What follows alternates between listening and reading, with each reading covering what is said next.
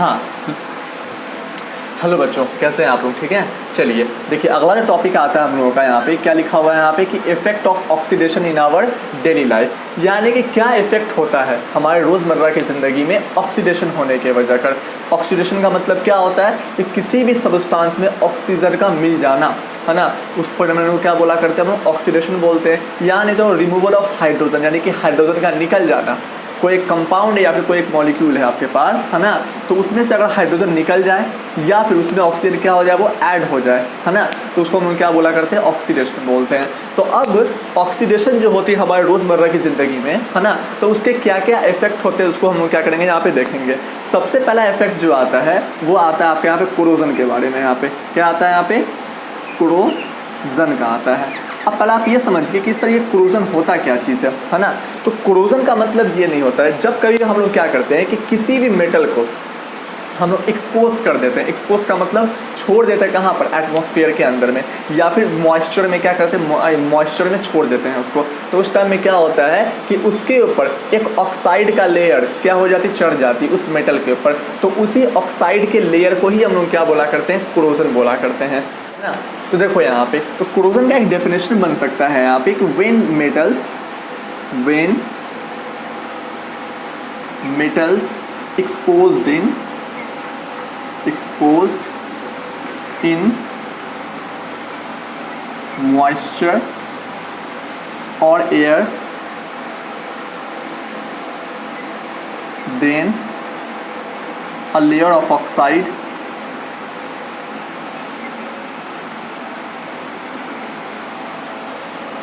exist on it is corrosion।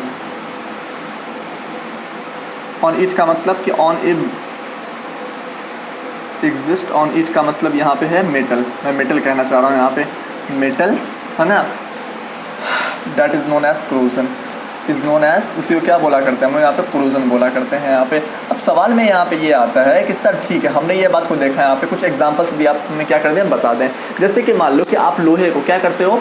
पानी में छोड़ देते हो या फिर एयर में छोड़ देते हो, यानी कि खुले में छोड़ देते हो। तो वहाँ पर होता क्या है? सबसे पहला काम तो यहाँ पे ये आता है, उसके ऊपर एक जंग लग जाती है। जंग क्यों लगती है? क्योंकि वो लोहा जो होता है वो ऑक्सीजन के प्रेजेंस में आने के वजह कर या फिर मॉइस्चर के प्रेजेंस में आने के वजह कर होता क्या है कि उसके ऊपर जंग का, यानी कि ऑक्साइड का, उसी जंग को ही हम लोग क्या बोला करते हैं? ठीक है, ऑक्साइड का लेयर बोला करते हैं। क्या बोला करते हैं हम उसको? ऑक्साइड का लेयर। और उसी फेनोमेनन को हम लोग क्या बोला करते हैं? कोरोजन बोला करते हैं। तो देखो यहाँ पे तो कोरोजन हम लोग कैसे पहचानेंगे? तो अब सवाल में यहाँ पे आता है सर ठीक है, जैसे कि एग्जांपल मैं देके बता रहा हूँ आपको यहाँ पे कि देखो सबसे पहली बात कि आयरन के ऊपर क्या आ जाती है? Iron gets rust on it. देखो आपने देखा होगा यहाँ पे, ठीक है, सबसे पहला कोरोजन का एग्जांपल क्या हो गया? वो यहाँ पे ये हो गया कि आयरन को जब हम लोग क्या करते रहते हैं, हम लोग यहाँ पे छोड़ देते हैं, एक्सपोज कर देते हैं एयर के सामने या फिर मॉइस्चर के सामने, तो उसके ऊपर क्या आ जाती है? ठीक है, उसके ऊपर रस्ट आ जाती है। रस्ट का मतलब क्या होता है? जंग होता है। उसके ऊपर क्या आ जाती है? रस्ट आ जाती है। दूसरा यहाँ पे आता है यहाँ पे, है ना, दूसरा पॉइंट जो होगा यहाँ पे वो क्या होगा? वो ठीक है, ग्रीन कोटिंग आ जाना। किसके ऊपर ग्रीन कोटिंग आ जाना? ग्रीन कोटिंग आ जाती है किसके ऊपर? वो आ जाती है आपकी कॉपर के ऊपर। क्या आ जाती है? वो ग्रीन कोटिंग आ जाती है। आपने कभी कभी देखा होगा कॉपर, यानी कि कॉपर भी एक क्या है? मेटल है ना। अब उस कॉपर के ऊपर कभी कभी क्या होता है कि आपने कभी देखा होगा, काफ़ी समय तक छोड़ दीजिए तो उसके ऊपर एक ग्रीन कलर की लेयर चढ़ जाती है। तो वो ग्रीन कलर की लेयर चढ़ी क्यों? वो इसीलिए चढ़ी क्योंकि वो जब हम लोग उसको क्या कर देते हैं प्रेजेंस में, किसके प्रेजेंस में? ऑक्सीजन के प्रेजेंस में या फिर मॉइस्चर में छोड़ देते हैं उसको, जो कि हमारे एटमॉस्फेयर में क्या है? मॉइस्चर तो मौजूद है ना। तो अगर वहाँ पर छोड़ देंगे तो जाहिर सी बात है कि कॉपर लेस रिएक्टिव होने के वजह कर उसके ऊपर जंग तो नहीं लगेगी, लेकिन हाँ उसके ऊपर ग्रीन कलर की क्या आ जाएगी? कोटिंग आ जाएगी। तो वहाँ पर भी क्या हो रहा है? ऑक्सीडेशन हो रहा है। यस बिल्कुल, ऑक्सीडेशन उस मेटल पे भी क्या हो रही है? ऑक्सीडेशन हो रही है। तीसरा जो एग्जाम्पल होगा वो क्या होगा? यहाँ पे आपने कभी कभी देखा होगा यहाँ पे ब्लैक लेयर आ जाता है। किसके ऊपर आ जाता है? ब्लैक लेयर आ जाती है ना। किसके ऊपर? वो आ जाती है आपकी इसके ऊपर, सिल्वर के ऊपर। आपने कभी देखा होगा सिल्वर को, है ना, तो सिल्वर का मतलब चांदी होता है। आपने कभी देखा होगा कि चांदी जो होती है, आपकी मम्मी लोग पहनती होगी चांदी के चीज़ों को, तो उस चांदी की चीज़ों पे आपने ये चीज़ को ऑब्जर्व किया होगा है ना, चांदी की चीज़ों पे आपने एक चीज़ को ऑब्जर्व किया होगा ये, है ना, कि उसके ऊपर जो होती है एक ब्लैक कलर की कोटिंग आ जाती है ना। तो उस तरह के ब्लैक कलर की कोटिंग को ही हम लोग क्या बोला करते हैं हम लोग, है ना, वो ब्लैक कलर की कोटिंग भी क्या होती है, ऑक्सीडेशन ही की वजह से होती है। यानी कि जब कभी भी क्या होता है कि चांदी को हम लोग एक्सपोज कर देते हैं, एक्सपोज का मतलब क्या होता है कि हम लोग जब वो एयर के कांटेक्ट में आता है या फिर मॉइस्चर के कांटेक्ट में आता है तो वो क्या होता है कि जितने भी सारे ऑक्सीजन जो हमारे मॉइस्चर में है या फिर एयर में है वो क्या हो जाते हैं, वो उसके साथ जाकर के कांटेक्ट में आते हैं और कांटेक्ट में आने के बाद उसके ऊपर क्या चढ़ा देते हैं, वो ब्लैक कलर की क्या चढ़ा देती है, वो कोटिंग चढ़ा देती है, किसके ऊपर, सिल्वर के ऊपर। तो सबसे पहला यहाँ पे कोरोजन का मतलब क्या हो समझ में आ गया, जब कभी भी एयर जो है, एयर के अंदर में जो ऑक्सीजन है या फिर मॉइस्चर के अंदर में जो ऑक्सीजन है, मॉइस्चर का मतलब है लिक्विड की बात कर और पानी की बात कर जो हमारे एटमॉस्फेयर में होती है, तो जब वही सब सारी चीज़ें जब मेटल के ऊपर क्या करती है, अटैक करती हैं और उनके कैरेक्टरिस्टिक्स को चेंज कर देती है। जैसे कि लोहा क्या बन गया, उसके ऊपर जंग लग गई, है ना, रस्ट आ गया उसके ऊपर, है ना, तो इसका फिजिकल प्रॉपर्टीज चेंज हो गया, यस बिल्कुल, फिजिकल अपीयरेंस चेंज हो जाती है।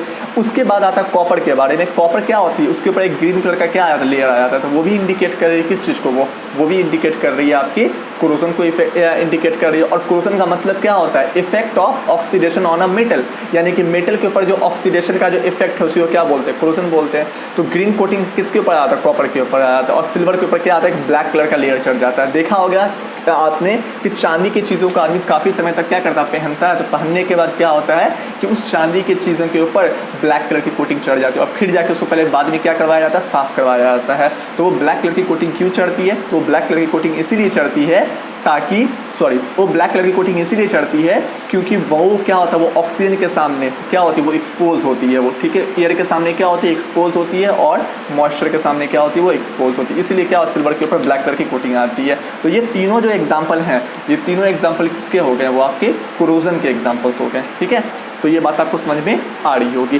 तो पहला इफेक्ट तो हमारे पास ये आ गया कोरोजन, है ना, पहला इफेक्ट क्या आ गया, वो कोरोजन का इफेक्ट आ गया यहाँ पे। दूसरा इफेक्ट होता है रैंसिडिटी। अब पहले आप इसको उतारना है तो उतार लीजिए, मैं इसके बाद रैंसिडिटी आपको पढ़ाता हूँ।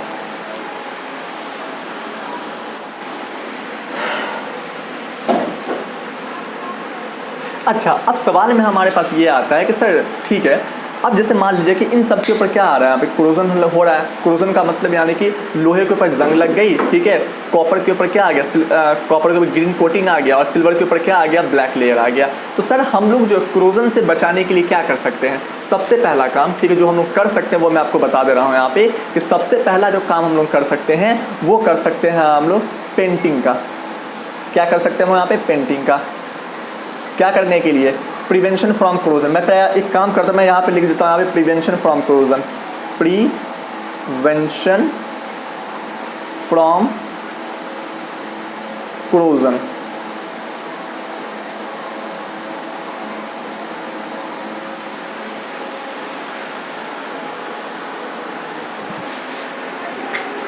है ना। तो अब सवाल में हमारे पास ये आता है कि सर यहाँ पे मैंने लिखा है, यहाँ पे देखो, यहाँ पे अगर आप देखोगे तो यहाँ पे लिखा हुआ है यहाँ पे कि अगर हमें मेटल्स को प्रिवेंट करना है, किन से, कोरोजन से क्या करना है, वो प्रिवेंट करना है, तो हम क्या कर सकते हैं यहाँ पे। तो सबसे पहला काम तो हम लोग ये कर सकते हैं, पेंटिंग कर सकते हैं। जैसे मान लो कि ये लोहा है, लोहे के ऊपर अगर हम लोग क्या कर दिया, हमने पेंटिंग कर दिया, तो वो एयर के संपर्क में तो आएगी नहीं। जैसे कि मान लो ये लोहा है, इसके ऊपर हमने पेंटिंग कर दिया, है ना, तो अब क्या ये एयर के संपर्क में है, मॉइस्चर के संपर्क में है, नहीं। तब जाके क्या इसके ऊपर जो है, यानी कि क्या ये जो लोहा है क्या वो रिएक्शन में पार्टिसिपेट करेगी ऑक्सीजन के साथ, नहीं करेगी। तो इसका मतलब अगर ये रिएक्शन में पार्टिसिपेट नहीं करेगी, कब, जब इसके ऊपर हमने क्या कर दिया, पेंटिंग कर दिया, तब इसका मतलब इसके ऊपर ऑक्साइड का लेयर नहीं आएगा। तो इसका मतलब ये है कि अगर हमें मेटल को कोरोजन से बचाना है तो सबसे पहला काम क्या कर सकते हैं हम लोग यहाँ पे, पेंटिंग का कर सकते हैं। तो ये पहला तरीका हो गया किस चीज़ का, प्रिवेंशन फ्रॉम कोरोजन।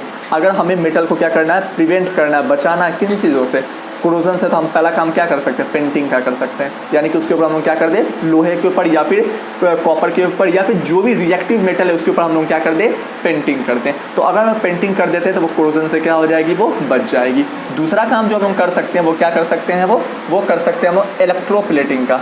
अब ये इलेक्ट्रोप्लेटिंग क्या होती है, इलेक्ट्रोप्लेटिंग का, अब पहले आप ये समझिए कि ये इलेक्ट्रोप्लेटिंग होती क्या चीज़ है। तो इलेक्ट्रोप्लेटिंग का मतलब ये होता है कि किसी भी मेटल के ऊपर किसी और मेटल का लेयर चढ़ा देना, उसको क्या बोला करते हैं, इलेक्ट्रोप्लेटिंग। आपने कभी कभी सुना होगा, ठीक है, कि चांदी के ऊपर सोना का पानी चढ़ा दिया गया, ये सुना है ना। होता क्या है, जैसे कि मान लो ये चांदी का कोई मेटल है, हमने क्या किया, सोना को लाया और इसके लेयर को हमने यहाँ पे क्या कर दिया, वो चढ़ा दिया। तो अब क्या बोला गया कि हाँ हमने क्या किया, चांदी के ऊपर सोने के पानी को चढ़ा दिया। तो उसी फेनोमेनन को हम लोग क्या बोला करते हैं, इलेक्ट्रोप्लेटिंग। जब कभी भी कोई भी मेटल जो होती है उसके ऊपर किसी और मेटल का लेयर चढ़ा दिया जाता है, उसको क्या बोला करते हैं, इलेक्ट्रोप्लेटिंग। तो जब कहीं ब्रिज वगैरह सब बनता है ना, तो ब्रिज वगैरह बनाने के वक्त क्या होता है कि लोहा सब जो होता है, जैसे मान लो कि एक लोहा है, तो इस लोहे को जंग से बचाने के लिए इसके ऊपर क्या कर दी जाती है, कॉपर की क्या कर दी जाती है, लेयर चढ़ा दी जाती है, कॉपर की लेयर चढ़ा दी जाती है। और कॉपर का लेयर चढ़ने से क्या होता है, अगर कॉपर का लेयर चढ़ा दिया गया, ठीक है, तो कॉपर के लेयर चढ़ने से क्या होता है कि ये लोहा जो है वो प्रिवेंट हो जाता है किससे, कोरोजन होने से। अब सवाल में आता है कि सर हमने कॉपर का ही लेयर क्यों चढ़ाया लोहा के ऊपर, उसको कोरोजन से बचाने के लिए। देखो सबसे पहली बात आती है, लोहा जो होता है वो ज़्यादा रिएक्टिव होता है, ज़्यादा रिएक्टिव है ना, कि क्या लोग यहाँ पे लोहा जो वो ज़्यादा रिएक्टिव है, लेकिन कॉपर जो है वो बहुत ही लेस रिएक्टिव है। तो अगर मान लो कॉपर एक्सपोज हो भी जाता है किसके सामने, हमने ये लेयर किसका चढ़ाया है, ये कॉपर का चढ़ाया है ना, और अंदर में क्या है, वो आयरन है। तो अगर हम लोगों ने इसका कॉपर का लेयर इसके ऊपर चढ़ा दिया है, तो वो कॉपर अगर एक्सपोज हो भी जाता है किसके सामने, एटमॉस्फेयर के सामने, एयर के सामने, तो उसके ऊपर कोरोजन नहीं होगा, वो जंग नहीं खाएगी। हाँ उसके ऊपर ब्लैक कोटिंग आ जाएगा, लेकिन हाँ उसके ऊपर जंग नहीं लगेगा। अगर वो जंग नहीं लगा तो वो कमज़ोर भी नहीं होगी, है ना। तो अगर कमज़ोर नहीं होगी तो वो अंदर में जो लोहा एग्जिस्ट कर रहा है वो कॉपर क्या कर लेगा, जो लेयर है कॉपर का, वो कॉपर का लेयर क्या कर लेगा, वो आयरन को क्या कर देगा, वो बचा देगा। तो अब सवाल में आता है कि सर तो अगर ब्रिज वगैरह बनाने के लिए हम लोग क्या करते हैं कि आयरन लेते हैं और आयरन के ऊपर क्या चढ़ा देते हैं, कॉपर का लेयर चढ़ा देते हैं, और इसी मेटल का इस्तेमाल करके हम लोग क्या करें, ब्रिज वगैरह बनाते हैं। तो सर हम लोग पूरा का पूरा कॉपर का ही इस्तेमाल क्यों नहीं कर लेते हैं ब्रिज वगैरह बनाने के लिए। बाबू कॉपर जो आता है ना वो काफ़ी महंगा आता है, इसीलिए हम लोग क्या नहीं करते, कॉपर का इस्तेमाल नहीं करते हैं। क्या करने के लिए, कॉपर का इस्तेमाल नहीं करते ब्रिज वगैरह बनाने के लिए। यहाँ पे कॉपर आयरन के ऊपर लोहे का कोटिंग चढ़ा देते हैं और उसका इस्तेमाल करते हैं हम लोग क्या करने के लिए, है ना, ब्रिज वगैरह बनाने के लिए या फिर किसी घर द्वार को बनाने के लिए। यहाँ पे क्योंकि लोहा सस्ता होता है और सस्ते लोहे के ऊपर हमने क्या कर दिया, कॉपर का लेयर चढ़ा दिया, हमारा बात तो बन गया। यहाँ पे हमें सिर्फ और सिर्फ लोहे को क्या करना है, जंग से बचाना, और जंग से बचाने के लिए हम लोग क्या कर लिए, कॉपर का लेयर इसके ऊपर चढ़ा दिए। तो इसी फेनोमेनन को हम लोग क्या बोला करते हैं, इलेक्ट्रोप्लेटिंग। तो अगर हमें किसी भी मेटल को और किससे बचाना है, कोरोजन से बचाना है, तो उसके ऊपर हम लोग क्या कर देंगे, इलेक्ट्रोप्लेटिंग, यानी कि एक मेटल के ऊपर दूसरे मेटल का लेयर को चढ़ा देना, उसको बोलते हैं इलेक्ट्रोप्लेटिंग। क्लास 8 में भी आपने इसके बारे में पढ़ा होगा। जब आप आगे जाइएगा तो मैं आपको सिखाऊंगा भी कि इलेक्ट्रोप्लेटिंग कैसे की जाती है। एक लास्ट आता है यहाँ पे, है ना, एक लास्ट पॉइंट आती है यहाँ पे ग्रीसिंग के बारे में, है ना। मैं यहाँ पे नहीं लिख करके मैं यहाँ पे लिखता हूँ इसको, ग्रीसिंग।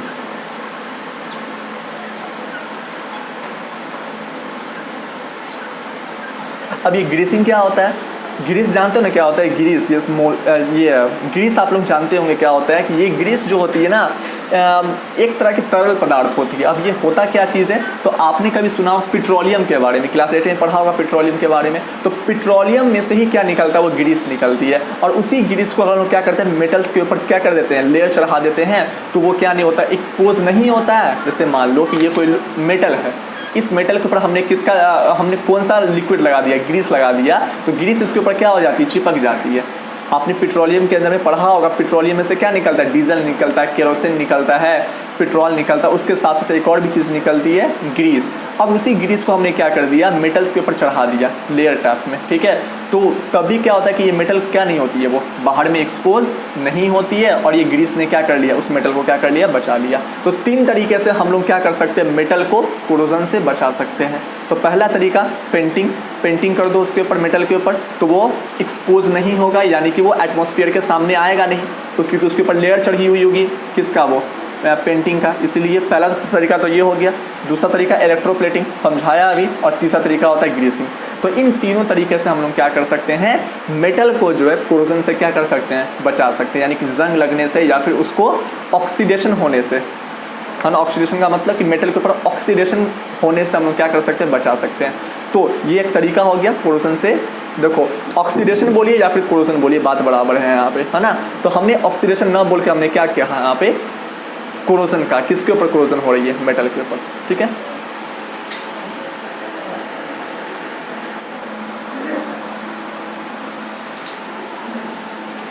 देखिए पहला जो इफेक्ट था वो था कोरोजन, ठीक है। अब दूसरा इफेक्ट के बारे में बात करते हैं, इसको हम लोग क्या बोला करते हैं, रैनसिडिटी बोला करते हैं। क्या बोला करते हैं हम लोग इसको, रैनसिडिटी बोला करते हैं, अब सवाल में ये आता है कि सर ये रैंसिडिटी क्या होती है ना।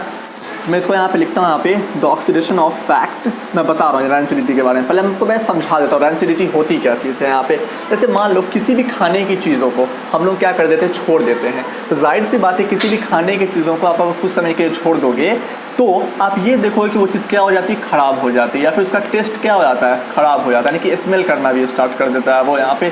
तो ऐसा क्या होता है कि वो खाना जो खाने वाली चीज़ें होती है वो ख़राब हो जाती है। तो वो ये होता है कि उस खाने ने क्या कर चुका होता है कि जो आपके एटमॉस्फेयर में ऑक्सीजन सब होती है वो उससे क्या कर चुकी हुई होती है, वो रिएक्ट कर चुकी हुई होती है, और उस खाने का जो टेस्ट होता है ऑक्सीडेशन होने के वजह का वो बदल जाती है। तो इसी तरह के फिनोमिनन को हम लोग क्या बोला करते हैं, रैंसिडिटी बोलते हैं। तो जब कभी भी ऑक्सीडेशन आपके खाने पीने की चीज़ों के साथ हो जाए तो उसको क्या बोलेंगे हम, रैंसिडिटी बोलेंगे। और जब कभी ऑक्सीडेशन किसके साथ हो जाए, मेटल्स के साथ हो जाए तो उसको क्या बोलते थे हम लोग, कोरोजन बोला करते हैं यहाँ पे। तो क्या बोलोगे यहाँ पे रैंसिडिटी को हम लोग कैसे लिख सकते हैं यहाँ पे।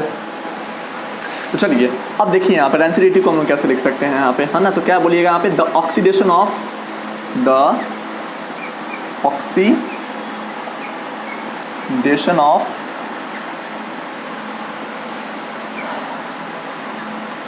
फैट्स एंड ऑयल, यस ये हो सकता है आपका, क्या हो सकता है ये आपका, ये रैंसिडिटी हो सकती है यहाँ पे, the oxidation of the fats and oil, है ना। अच्छा लेकिन ये होगा कब, ठीक है, ये तब होगा व्हेन वी एक्सपोज्ड इट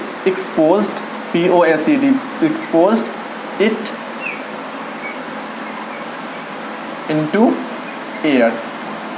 ये कब होगा, ये ऑक्सीडेशन कब होगा फैट और ऑयल्स के साथ, वो तब होगा जब इसको हम कहाँ पे छोड़ देंगे, एयर के सामने छोड़ देंगे, यानी कि एयर में छोड़ देंगे। अब यहाँ पे एक वर्ड लिखा हुआ है फैट्स और ऑयल्स, हाँ इसका मतलब क्या होता है। तो कोई भी खाने की चीज़ों के अंदर फैट्स तो होंगे ही होंगे, क्योंकि जानते हैं आप कार्बोहाइड्रेट होता है, फैट्स वगैरह सब होती है। तो खाने की चीज़ है तो उसके अंदर फैट्स तो होंगे ही होंगे, तो उसमें ऑयल भी होगा। तो मैक्सिमम जो ऑक्सीडेशन जो होता है खाने के साथ वो इन्हीं दोनों चीज़ों के साथ होता है। तो इसीलिए हमने यहाँ पर फूड ना लिख करके हमने यहाँ पे क्या लिखा, फैट्स एंड ऑयल। आप चाहें तो इस चीज़ को आप क्या लिख सकते हैं यहाँ पे, फूड भी लिख सकते हैं आप यहाँ पे, ठीक है।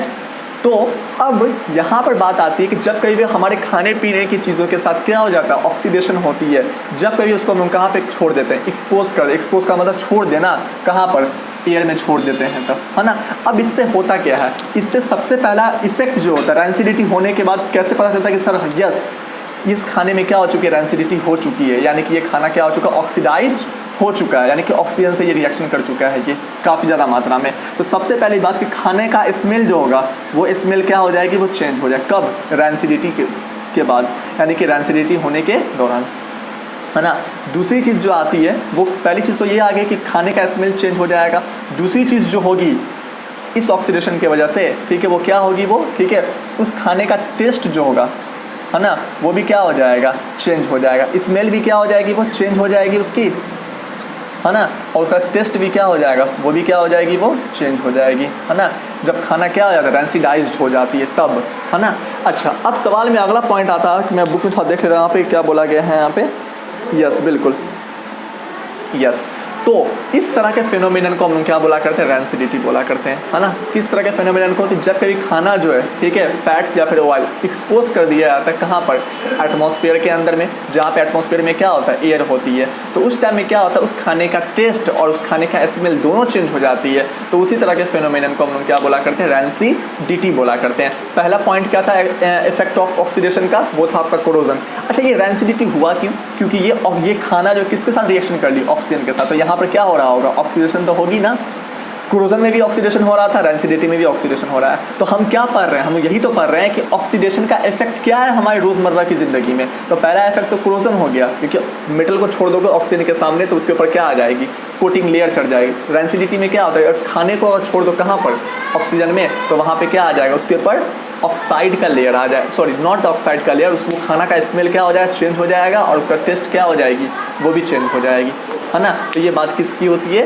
रैंसिडिटी की होती है यहाँ पे, है ना। तो इस तरह के फिनोमिनन, यानी कि इस तरह के ऑक्सीडेशन के फिनोमिनन को हम लोग क्या बोला करते हैं, रैंसिडिटी, ठीक है। चलिए अब सवाल में आता है यहाँ पे कि सर इस रैंसिडिटी को हम लोग कैसे बचा सकते हैं, यहाँ पे कोई ना कोई तरीका तो होगा, है ना। देखो तो सबसे पहला तरीका है रैंसिडिटी से प्रोटेक्शन करने, यानी कि प्रिवेंशन। तो प्रिवेंशन क्या हो सकता है, तो मैं यहाँ पे लिखता हूँ प्रिवेंशन,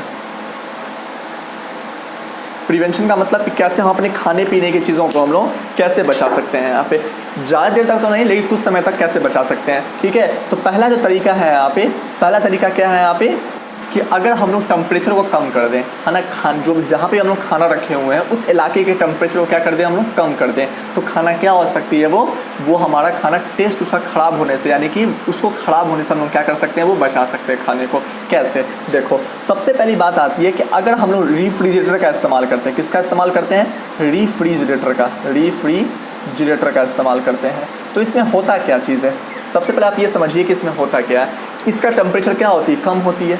और अगर हम लोग खाने को रेफ्रिजरेटर में रखते हैं तो टेम्परेचर पूरा का पूरा खाने का भी क्या हो जाएगा, कम होगा। और जब खाने का टेम्परेचर क्या हो जाती है, कम हो जाती है, तो वहाँ पर माइक्रो ऑर्गेनिजम्स जो होते हैं वो उतनी अच्छी तरीके से रिप्रोड्यूस नहीं कर पाते और वहाँ पर वो क्या हो जाते हैं, डिसएक्टिवेट हो जाते हैं। माइक्रो ऑर्गेनिज्म सब जो होते हैं वो डिसएक्टिवेट हो जाते हैं, कहाँ पर, जहाँ पर टेम्परेचर क्या रहती है, बहुत कम रहती है ना। तो इसीलिए अगर वो डिसएक्टिवेट हो गए तो वो जल्दी खाने को ख़राब कर नहीं पाएंगे, जल्दी से जल्दी। देखो यहाँ पे तो माइक्रो ऑर्गेनिजम्स होने के वजह कर ही क्या होता है, खाना जो है ना वो क्या करती है, बाहर के ऑक्सीजन के साथ क्या करती है, रिएक्शन करती है। अगर माइक्रो ऑर्गेनिज्म सब रहेंगे तो उसको ऑक्सीडेशन करना है, यानी कि उसको सांस तो लेना है ना।